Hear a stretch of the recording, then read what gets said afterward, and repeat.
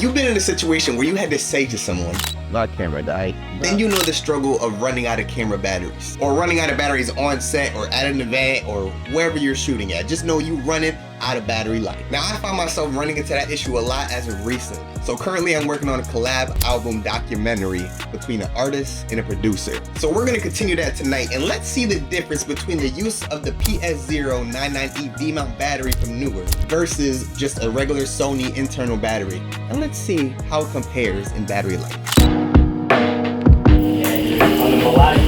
So for instance, I'll give you there you go. Tight shit. I wrote this one. Tight shit. Yeah. Alright, perfect. Like that. I wrote this one. What's good, Prince Gang? Welcome back to another video. You know it's JulezPrintz in this. Hold on, we not gonna curse, and I actually ain't gonna curse today. So, Neewer sent me this PS099E V-mount battery, and let me say it's a very good looking and slick battery. This is a 6800 milliampere battery made from a fireproof polycarbonate plastic with the OLED digital display. It also has a USB-A port, USB-C port, D-tap, and two DC ports, 8 volt and 12 volt. And it also comes with a D-tap to D-tap adapter. Sitting just under $200, but it's actually currently on sale for $169 right now if you actually go buy one. Just keep that in mind in this video. Now, one thing you're definitely gonna need is a V-mount plate for your battery to attach the battery to the camera. Now, this battery doesn't come with a V-mount plate itself, but the back of the battery is compatible with a lot of V-mount plates itself, so there's no really worry about which one you really should get. It's up to you and your preference. There's different versions of the V-mount plates. One is just the plate itself, so we can attach it to the top, the bottom, the side, the other side, the back. You can pretty much attach it anywhere to your camera. I prefer the L-shaped V-mount plate because I like to attach the battery to the back of my camera and not the top or the side, because I like to have my monitor at the top, the V-mount battery at the back of the camera, and that way I still have room on the side to attach a side handle if I need something on the bottom to adjust. That's just my preference, but you can attach it anywhere. I would either put it on the bottom or on the back. I don't really like the top because I like to have my monitor up there. It's really up to the shooter's preference. So more on the V-mount plate, it has a quick release plate right here. So I can attach the V-mount battery very quickly and I can easily just release it. This knob right here allows me to turn and extend this back part, so I can bend it back in case I need to pull out my screen, or if I need to attach like a fan to the back of the camera or anything like that. It's just an easier access point to the monitor itself, and it's just really just a twist of a knob. You can also extend the bottom part by pulling this latch right here, and it just pulls out just like this. Just in case you have to put anything on the back of the camera, or if your camera is a different size and it's a little bit larger than anything, you can extend it and it fits pretty much any camera you have. So it also comes with a base plate, so that way you can attach it to the bottom of your camera, and if you actually have a rig already on your camera, the rig will just slide right into it because it fits perfectly. There's really no need for the base plate if you have a rig. If you don't have a rig and you like to just attach a base plate just to slide it in, that works too. It's really the shooter's preference. So this battery can power phones, cameras, tablets, lights, you name it. But my key focus for the battery is power longevity. What we don't want in the middle of a shoot is us saying, bro, I'll do my script again, and no funny shit, my camera died again. Back to back. Like, I've been forgetting to charge these batteries again. The thing is, 98% of the time when I'm shooting, I don't ever have any downtime to just sit and relax, because constantly things are going on majority of the time, so you don't really have that time to just sit and take a break. Because if you do, guess what? The shot's gone. So I'm gonna need you. Oh, you need me? Oh, it's time to go.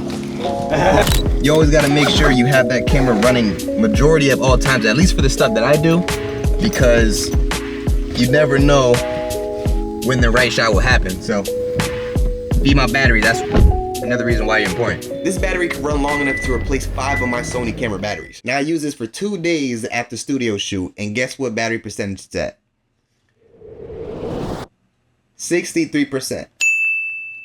I haven't charged this since I got it. Or I charged it to charge it all the way up from when I first got it, but after that I haven't charged this thing one time. I used it for 2 days, shooting 4 hours each day, continuous shooting, and it's at 63%.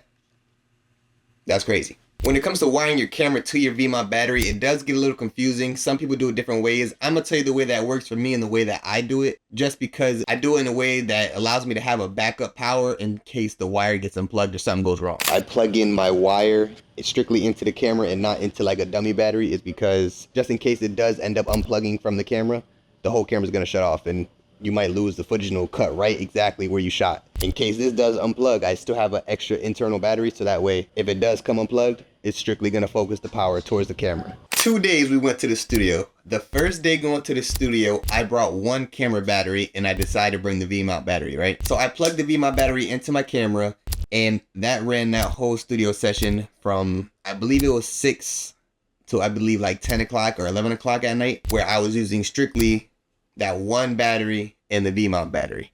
No issues, no problems, no runouts, no overheating, which is crazy to me. No overheating. By the end of the first studio session, the internal battery for the Sony camera was dead. I got home, didn't charge it. The next day we went back. I still brought that same one internal battery I brought for the camera, and I brought it again, didn't charge it. I brought the V-mount battery, didn't charge it. And the percentages on both of these were actually crazy. I don't even have any battery right now, but this is fully powering my camera. So if the wire does happen to come unplugged, it's gonna shut off the camera. But yeah, I don't have any battery right now because I forgot to charge my battery. Typical stuff from, you know, me. Plugged the V-mount into the camera, which was charging the battery on the inside and still using the power from the V-mount battery itself. And guess what? I haven't turned off my camera. I've been here for a couple hours. The big battery is still at 82%. This battery is still dead. If I were to use my regular Sony batteries, the internal batteries, and just bring like 5 of them, I'd probably already run through at least 2 or 3 of them. You know what I'm saying? So that's where this comes in handy, because I've been ran out of shit. On paper, it has a 6+ hour lasting time for shooting, continuous shooting. I find that to be a little bit off because I was shooting for 4 hours. It's only at for 2 days, and it's only at 63.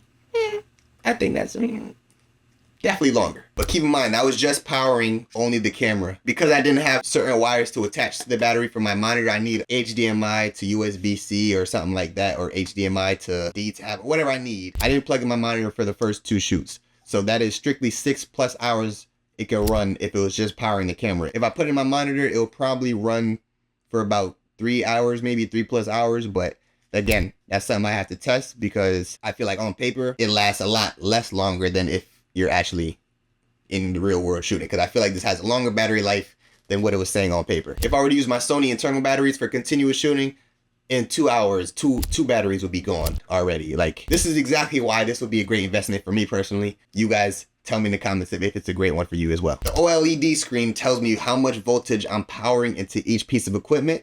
It has 4 slots. It tells you the 8-volt slot, 12-volt, USB-A, and a USB-C. And it also gives you the percentage of the battery. So that's very useful. And with all good products, you know there has to be some downsides to some of them. So for me personally, 3 things that stood out to me were, first things first was the grip of the battery.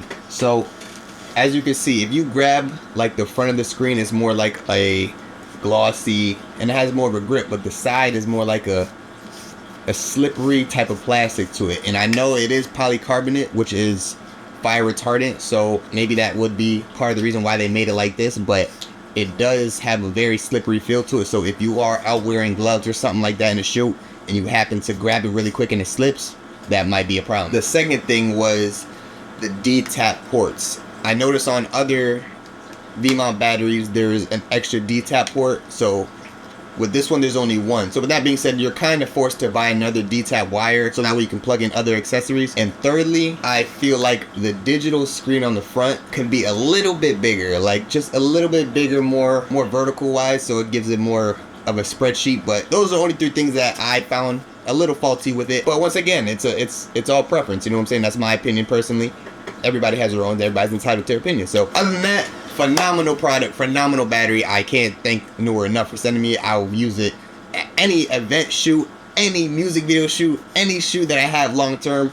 I'm definitely bringing a V-mount battery because that is much needed. That was something I needed in my arsenal. I just didn't have it yet. But thank you, Neewer. I appreciate you guys for sending me that out. That actually helped me very much. For my different kind of videographers, my different kind of shooters, if you are a videographer that is shooting at a continuous basis, say you're shooting interviews, you're shooting either films or movies, scenes in a movie where you need to constantly have that camera on all day, you're gonna need a V-mount battery. You're 100% gonna need a V-mount battery. So it's really up to you on which V-mount battery you should choose. The reason I prefer Neewer's is honestly of the simplicity of it and how the battery is built quality-wise. If you're a videographer who is probably doing run and gun shoots, maybe like music videos here and there, or vlogging, or any short form content, V-mount battery, not really necessary. Music videos, I would say more or less because of the fact that, you know, the camera's still sitting there while you're directing everything, so you kind of really need to have to keep the camera on. You can turn it off. I lasted this long without a V-mount battery, but